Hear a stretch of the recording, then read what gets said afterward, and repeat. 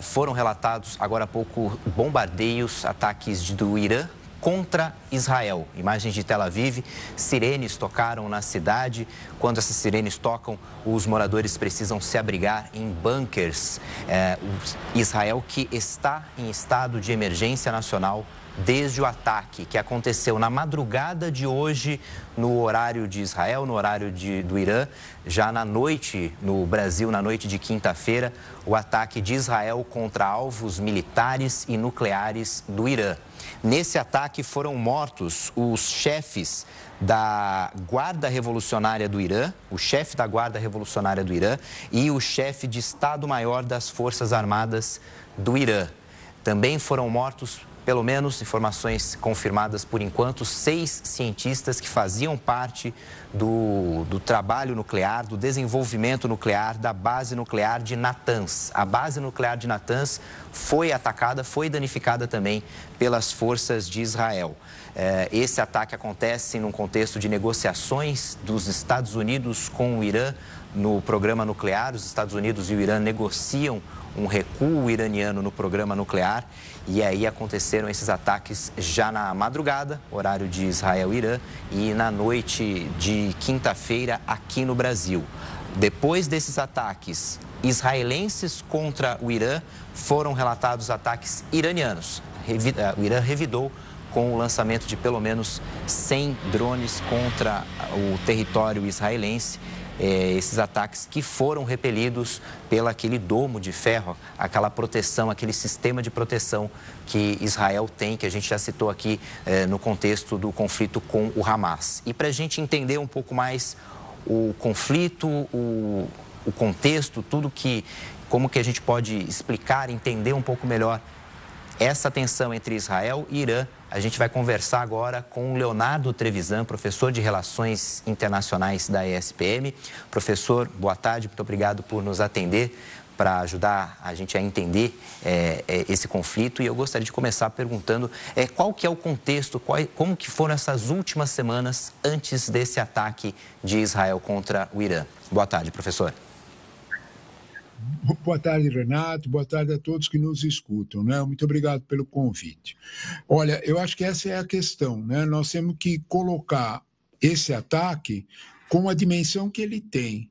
Nós temos que entender que esse ataque, ele é complementar, ele não é o primeiro. Não é? Ele complementa um ataque anterior. O ataque anterior foi em outubro passado, quando Israel preparou esse ataque praticamente eliminando ele atacou as 4 lançadores de mísseis de defesa iranianos. Ele deixou o Irã, na verdade, sem possibilidade de refutar esses ataques quando eles acontecem. O que isso quer dizer, professor? Isso quer dizer que a aviação israelense faz o que bem quer nos céus iranianos. É disso que nós estamos falando. Né?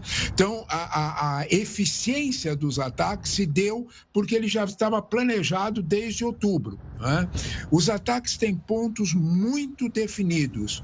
Eles atingem exatamente os complexos nucleares iranianos, todas as sedes e subsedes. Você mencionou, Renato, o complexo maior de Natanz. Para a gente ter uma ideia do estrago que já foi feito, a AIEA, a Associação Internacional de Energia Atômica, está bastante preocupada com o volume dos danos, porque ela imagina um vazamento nuclear. Olha do que nós estamos falando.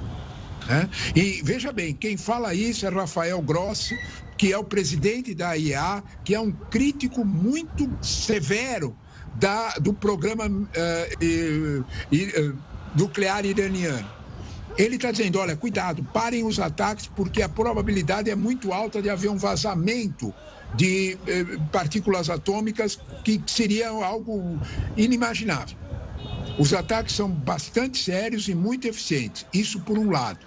Segundo, por outro lado, também o ataque visa a continuidade do programa. Ainda não se tem certeza, como vocês apontaram, de pelo menos 6 já estão confirmados, altos cientistas iranianos foram mortos. Há algumas fontes, principalmente a Associated Press, falam em mais de 10 cientistas mortos. Então, isso vai atingir diretamente o programa militar e o programa nuclear iraniano. Porém, a gente precisa entender que essa é a dimensão militar do assunto. Ele tem uma dimensão política que precisa ser muito mencionada. Do que eu estou falando? Há 3 dias atrás, o Knesset, que é o parlamento israelense... Desculpa interromper o senhor. Nesse momento, a gente consegue ver imagens do sistema antiaéreo de Israel interceptando esses mísseis. Isso. Porque, na verdade, o que aconteceu foi o que você me perguntou, qual é o contexto? O contexto não é só militar, Renato, o contexto é político também. Por que é político também? Porque, na verdade, esse ataque, ele não era bem visto nem mesmo pelos Estados Unidos, que queria uma negociação. Ninguém sabe até onde isso pode ir. Né? Todas as guerras, todos sabem como elas começam e não sabem como elas terminam. Isso é eterno. Então, é nesse contexto que a gente precisa entender quem é que forçou Netanyahu a, entre aspas, desobedecer os Estados Unidos. A gente precisa entender que foram os ultra-ortodoxos, os mais radicais dentro do ministério israelense, judeus ultra-ortodoxos que exigiram esse ataque em compensação a aceitarem a lei de que os seminaristas, os meninos, os moços que estudam nos seminários da Torá têm que também servir o exército. Para aceitar isso, eles tiveram uma moeda de troca, eles forçaram esse ataque. É preciso entender que, de alguma forma, a aceitação disso significa que o governo de Netanyahu hoje está muito dominado por esses grupos mais radicalizados. O que isso significa? Não sabemos até onde eles podem ir. Esse ataque ao Irã não foi um ataque cirúrgico a uma situação. Ele continua na data de hoje e não há nenhum indício de que ele vá parar. Isso é o que preocupa.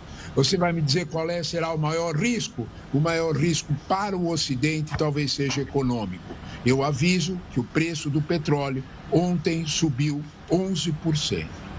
Esse é um dado que a gente tem que levar em conta em um mundo que tem bastante preocupações econômicas com a guerra comercial entre Estados Unidos e China.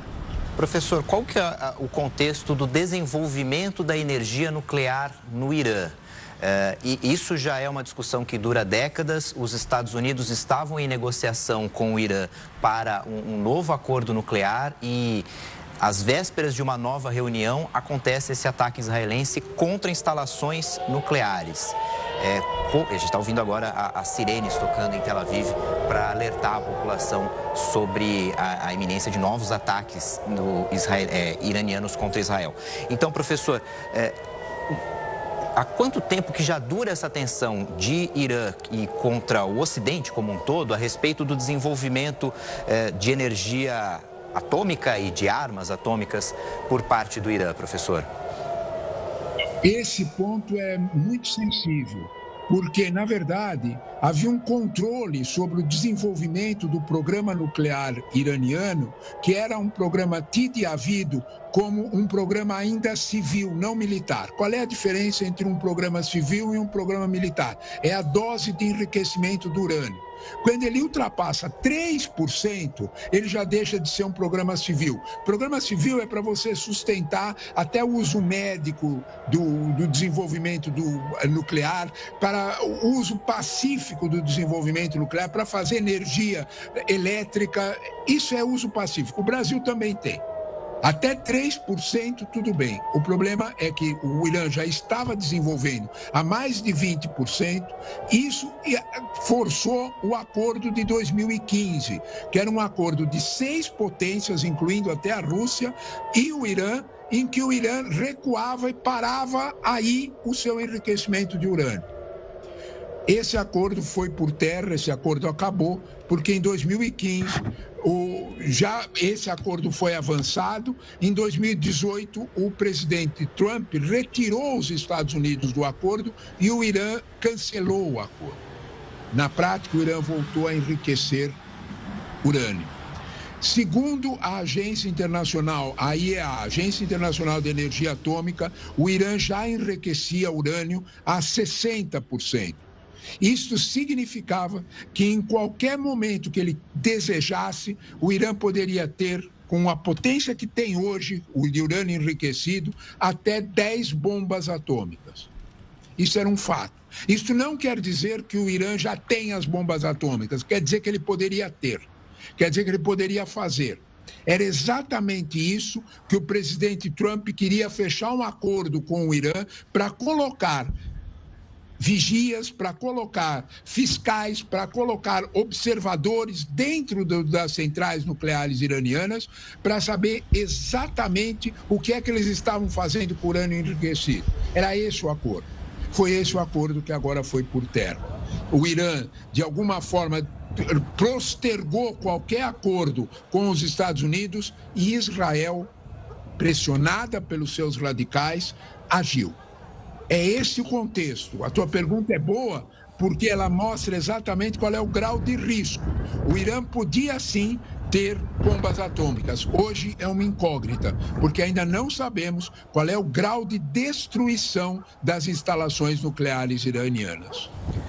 Professor Leonardo Trevisan, muito obrigado por nos atender, muito obrigado por essas explicações para ajudar a gente a entender o contexto desse conflito entre Irã e Israel.